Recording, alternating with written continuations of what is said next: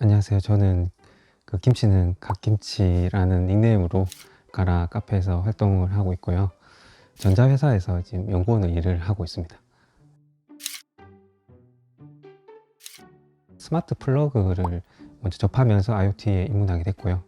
제가 침대 바깥쪽이라서 제가 항상 불을 껐는데 이거를 좀 편하게 끌 방법이 없을까 하다가 이제 그런 제품을 알게 돼서 IoT를 처음 입문하게 됐고, 침대에 누워서 이제 휴대폰으로 조명을 끄기 시작하다가 AI 스피커라는 거를 알게 되고, 그러다 보니 전동 커튼이라는 게 있더라고요. 그래서 전동 커튼을 시작하게 되고 점점 하나하나씩 이렇게 넓혀 가게 되더라고요. 일단은 스마트 띵스 카페에서 IoT에 대한 정보를 많이 얻게 됐었는데, 이제 아카라라는 이름이 뜨더라고요. 뭔가 디자인이 조금 더 저희가 보기에는 괜찮았어요. 그래서 이제 아카라를 하나씩 사기 시작한 것 같아요.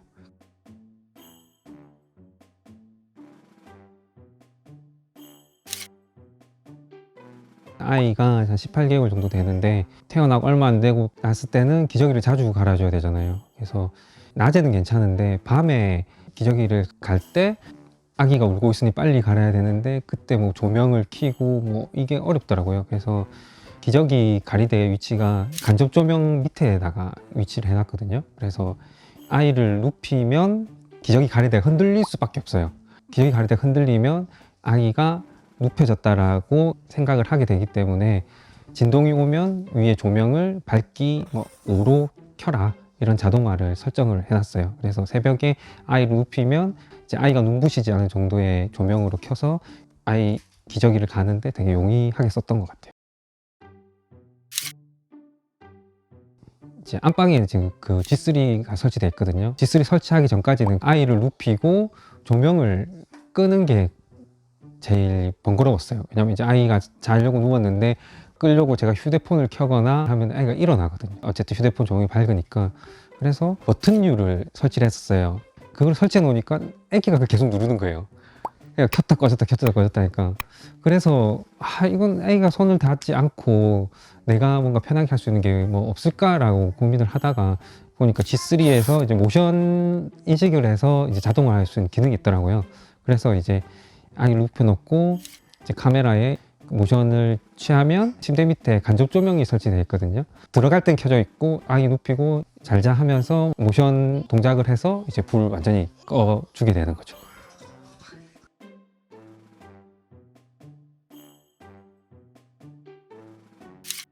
아침 일찍 출근을 하거든요. 늦어도 6시에는 일어나서 이제 준비를 하는데, 거실에 나오면 FB1이 이제 사람이 거실에 있다라는 거를 확인하면 간접 조명을 이제 켜줘요. 그래서 출근 준비를 할 때 이제 그렇게 사용을 하고 있고, 그리고 가장 많이 쓰는 게 그 모션 센서 가지고 베란다를 들락날락 할 때 모션을 감지하면은 불을 켜주고, 어느 정도 모션이 없으면 불을 꺼주는 거, 이게 제일 많이 쓰는 것 같아요.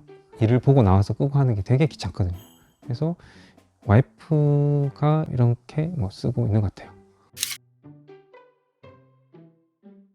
카페에서 사람들이 많이 하더라고요. 이제 화장실에 사용할 때 노래가 나오게 하는 게.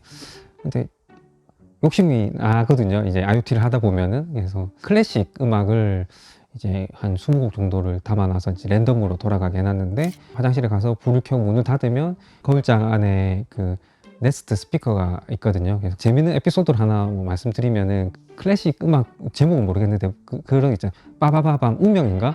그 노래가 딱 하필 나왔는데, 아는 형님 누나들이 놀러 왔다가 화장실에 사용하는 뭐 대변 볼 때 할 때 그거를 배려하기 위해서 틀어놓은 거냐 라고 하더라고요. 뭐 웃었던 제가 적이 있었던 것 같아요. 사실 처음에 설득하는 게, 기존 게 잘 되는데 왜 이거를 구입해야 되냐. 사실은 그 IoT를 하는 사람이고 그 아이폰을 쓰는 사람으로서는 절대 포기할 수 없는, 놓칠 수 없는 제품이기 때문에 뭐 장점을 설명 많이 했죠. 이제 지문 인식이 회로 열 수도 있고, 뭐 원격으로도 문을 열어줄 수 있고, 설득을 해서 구입을 했는데, 장점 중에 하나가 설치하고 얼마 안 돼서 바로 나타났던 게, 장모님께서 이제 저희 집에 오셨는데 저한테 전화를 하셨더라고요. 그래서 장모님 무슨 일이세요? 약간 연락이 안 되고 집에 아무도 없다 이렇게 하시더라고요. 그때 이제 아, 장모님 제가 문을 열어드리겠습니다 하고 아카라 앱을 열어서 이제 문을 열어드렸어요. 아까 뭐 비밀번호 알려드릴 수도 있지만은 원격으로 문을 열어드릴 수 있으니까 와이프가 나중에 와서 놀래더라고요.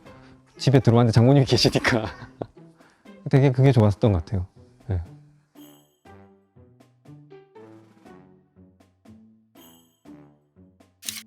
기본 그 넘지 말아야 할 선들이 있거든요.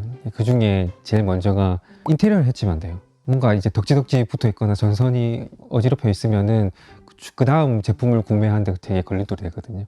두 번째로 설득을 할 때 나보다는 아이를 위해서 뭐 아니면은 뭐 이런 여러 가지 불편사항 있지 않냐, 이거를 이렇게 하면은 개선할 수 있다 라는 거를 이제 설득을 시켜셔야 되고, 컴플레인이 들어오면 안 돼요.